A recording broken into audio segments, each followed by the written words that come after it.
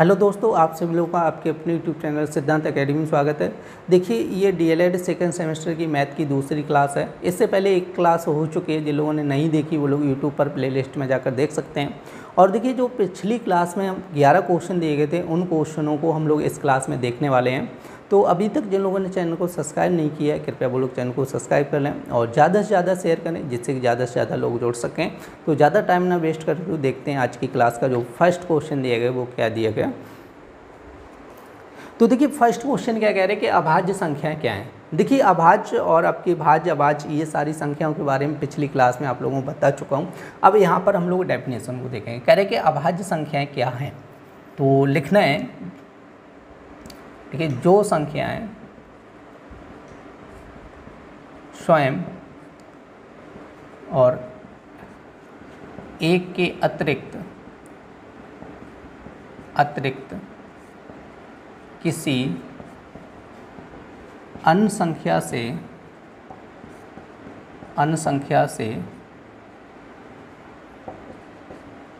संख्या से विभाज्य हो, किसी अन्य संख्या से विभाज्य हो तो उसे अभाज्य पूछा गया था। ठीक है, अन्य संख्या से विभाज्य ना हो कर, ठीक है, तो अन्य संख्या से विभाज्य ना हो तो उसे अभाज्य संख्या कहते हैं। ठीक है, तो उसे हम लोग क्या कहते हैं, अभाज्य संख्या कहते हैं।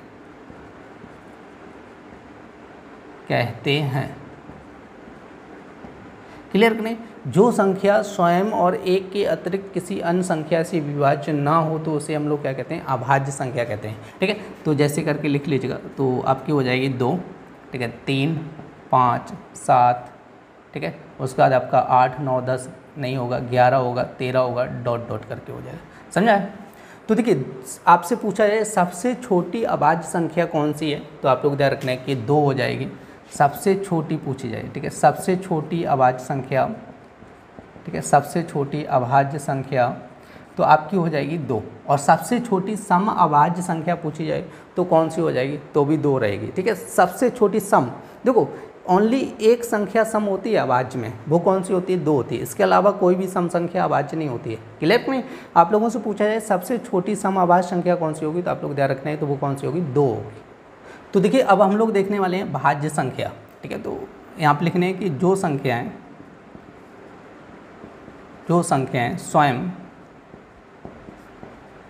स्वयं और एक के अतिरिक्त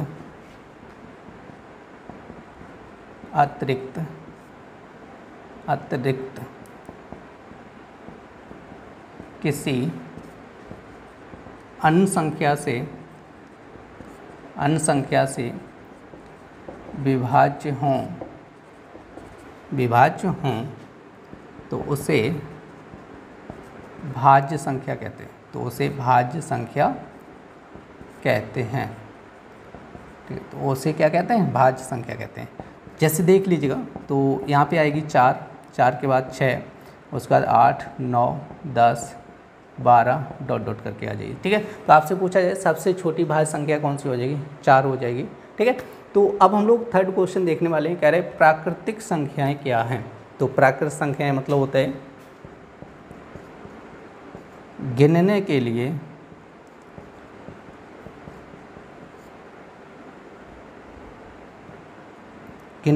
प्रयोग की जाने वाली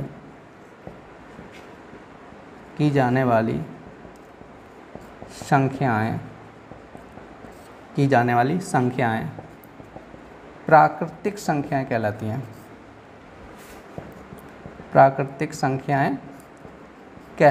हैं।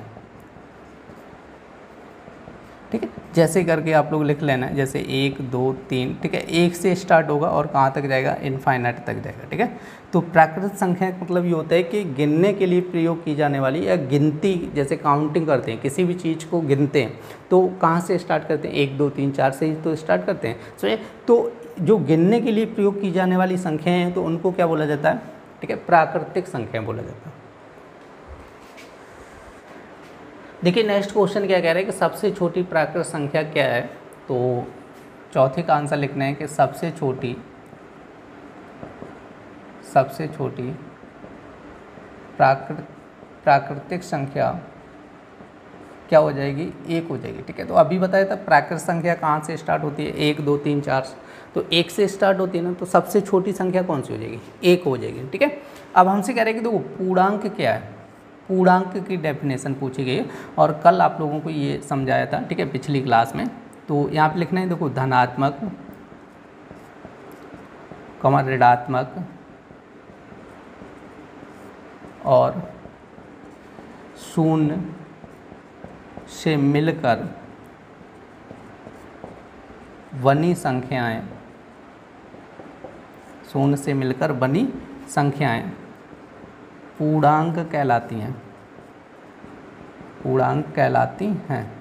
ठीक है, तो शून्य से मिलकर बनी संख्याएं क्या कहलाती, पूर्णांक कहलाती हैं। अब देखो पूर्णांक की बात कर रहा है तो इसमें देखो 0 भी शामिल होगा, 1 2 3 डॉट डॉट, ये धनात्मक संख्या होगी। ठीक है, तो इसके पीछे 0 से पीछे आएंगे तो ये -1, -2, -3, -4 डॉट डॉट कितना हो जाएगा, माइनस इन्फिनिट हो जाएगा। ठीक है, क्लियर नहीं? तो ये सारी संख्याएं क्या बोली जाएंगी, आपकी पूर्णांक बोली जाएंगी। क्लियर नहीं?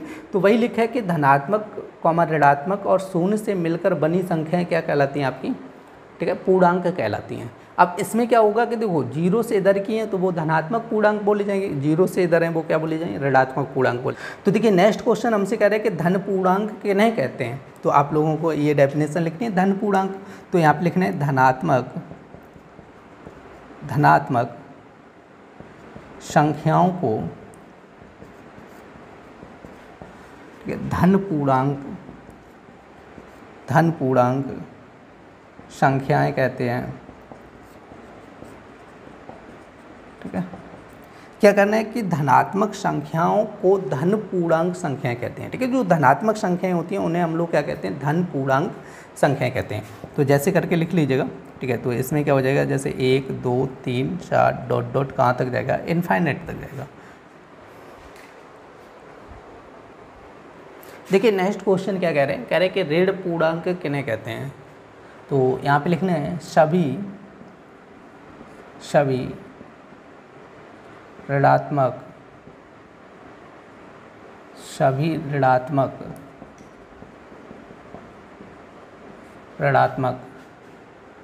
संख्याएं, सभी ऋणात्मक संख्याएं ऋण पूर्णांक कहलाती हैं। ठीक है, सभी ऋणात्मक संख्याएं क्या कहलाती हैं, ऋण पूर्णांक कहलाती हैं। तो जैसे ऋणात्मक संख्या का मतलब क्या हो जाएगा, जैसे -1 -2 -3 डॉट डॉट कहाँ तक जाएगा, माइनस इनफाइनाइट तक जाएगा। ठीक है, तो अब हमसे कह रहे हैं कि गुणन संक्रिया का संवरक प्रगुण क्या है। और ये देखो आपके तीनों हमने समझाए थे, संवरक, सहचर और क्रम विनिमय नियम, जिस समय तीनों नियम समझाए थे। तो हमसे कह रहे हैं गुणन संक्रिया का संवरक प्रगुण क्या है। तो देखिए इसको लिखना है, यहाँ पे लिखना है देखो पूर्ण संख्याओं का गुणनफल सदैव पूर्ण संख्या होता है। यह गुणन संक्रिया का संवरक प्रगुण है। ठीक है, तो मतलब क्या कह रहे हैं कि पूर्ण संख्याओं का गुणनफल सदैव क्या होता है, पूर्ण संख्या होता है। जैसे कोई सी भी पूर्ण संख्या ले लो, जैसे 2 × 3 कर लो। अब 2 × 3 करेंगे तो कितना आएगा, 6। तो ये 6 क्या है, पूर्ण संख्या है। समझे कि नहीं? तो ऐसे ही कह रहे हैं कि किन्हीं जैसे पूर्ण संख्याओं का यदि गुणा किया जाएगा, ठीक है, तो क्या होगा, पूर्ण संख्या प्राप्त होगी। तो इसको हम लोग क्या बोलेंगे, गुणन संक्रिया का संवरक प्रगुण कहलाता है। ठीक है, अब हमसे पूछा गया सहचर प्रगुण क्या है। तो देखिए नेक्स्ट क्वेश्चन क्या कह रहा है, सहचर प्रगुण क्या है। तो देखो सहचर प्रगुण के लिए सबसे पहले आप लोगों को दिखाना होगा, जैसे a + b + c, जैसे इसमें कोष्टक लगाया तो a + b और लास्ट में c। ठीक है, तो इसको बोला जाता है सहचर। तो देखिए यहाँ पे लिखना है कि तीन संख्याओं को जोड़ते समय किन्हीं, ठीक है, किन्हीं, यहाँ पे किन्हीं दो संख्याओं का दो संख्याओं का समूह पहले बना लेने से योगफल अपरिवर्तित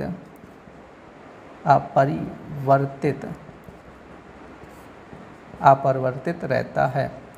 ठीक है, तो मतलब ये कह रहे हैं कि जैसे तीन संख्याओं को जोड़ते समय किन्हीं दो संख्याओं का समूह पहले, दो संख्याओं का यहाँ पे लिखना है, दो संख्याओं का समूह पहले बना लेने से योगफल अपरिवर्तित रहता है। ठीक है, जैसे यहाँ पे क्या करेंगे, जैसे लिखें 3 प्लस और यहाँ पे 4 प्लस 5 कर लूँ और यहाँ पे लिखूँगी 3 प्लस 4 और प्लस 5 कर लूँ, समझे। अब हम लोग क्या करेंगे, देखो कोष्टक लगा है तो इसको पहले जोड़ना है। 5 प्लस कितना हो जाएगा, वो 4 प्लस 5 कितना हो जाएगा 9। अब देखो 3 में 9 जोड़ेंगे तो कितना हो जाएगा, 12 हो जाएगा। अब इसी तरह इसको जोड़ना है, 4 प्लस 3 करेंगे 7, अगर 7 में 5 जोड़ेंगे तो भी कितना होगा, 12 होगा, समझे। तो देखो कोष्टक को बदलने से कोई भी परिवर्तन नहीं हो रहा है इसमें।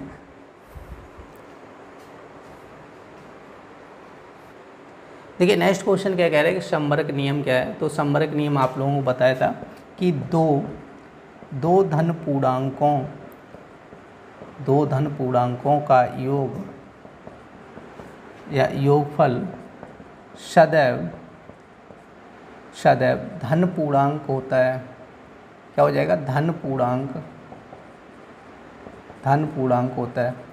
ठीक है, जैसे क्या करना है कि दो धन पूर्णांकों का योगफल करेंगे तो सदैव क्या होगा, योगफल सदैव क्या होगा कि धन पूर्णांक होगा। ठीक है, जैसे दो संख्याएं दी जाएंगी, उनका क्या करना है, आप लोगों को योगफल करना है तो उनका योगफल क्या बनेगा, धन पूर्णांक बनेगा। तो इसको क्या बोला जाएगा, ठीक है, संबरक नियम बोला जाएगा। क्लियर नहीं। जैसे यदि उदाहरण लिखना चाहो तो उदाहरण लिखना है, जैसे 3 प्लस 5 इक्वल टू क्या हो जाए 8, और 8 क्या है, पूर्ण संख्या है। ठीक है, या पूर्णांक है, 8 क्या है, पूर्णांक है। क्लियर कि नहीं। देखिए नेक्स्ट क्वेश्चन क्या कह रहे हैं, सहचर नियम क्या है। तो यहाँ पे लिखना है किन्हीं तीन पूर्णांकों, जैसे लिखना है किन्हीं तीन पूर्णांकों जैसे लिखना है, जैसे आप लिख लीजिए, कुछ भी लिखो, 3 और 5 में 8 जोड़ने पर होता है वही योगफल